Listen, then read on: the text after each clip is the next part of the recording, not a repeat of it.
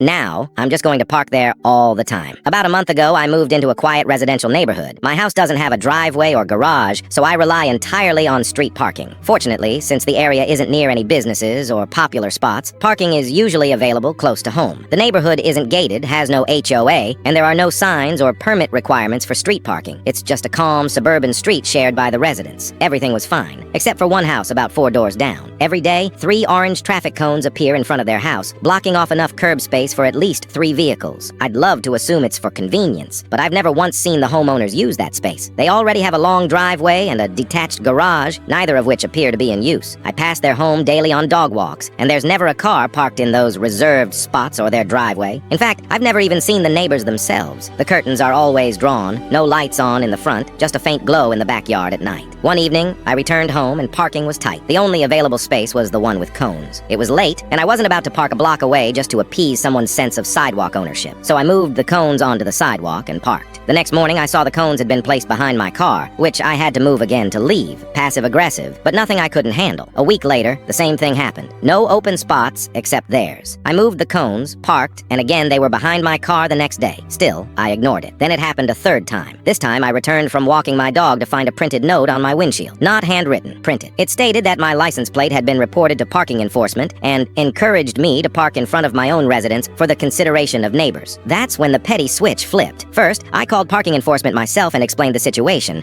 The woman on the phone laughed and confirmed that not only was I doing nothing wrong, but the neighbor had no authority to claim public parking. She gave me the number for a Bureau of Street Services investigator who could issue a citation for misuse of the curb, though I'd need to wait until Monday since it was already Friday afternoon. Next, I decided if one car bothered them, 2 would really hit the mark. My girlfriend had her car parked in front of our house, so I moved it in front of the cone house too. Bonus, her Tesla has cameras on all sides, so if anything sketchy happens, we'll have footage. Finally, I started considering a longer-term plan. If citations don't happen or they continue this nonsense, I'm seriously thinking about buying the oldest, ugliest car I can find, registering it as non-operational, and legally parking it in front of their house indefinitely. A rolling eyesore to match their behavior. There's no logical reason they'd want the street in front of their home to remain empty. It's not a high-traffic area. They don't use the space themselves. No one's fighting for parking, and there are no nearby businesses drawing random cars. The only explanation is that they enjoy the appearance of an unobstructed curb, and believe they're entitled to it. But that's not how public property works. I've been courteous, I've parked elsewhere when possible, but when they try to lay claim to something they don't own, then get passive-aggressive when challenged, the gloves come off. Now, when I see those cones, I don't hesitate. I move them, I park, and I smile.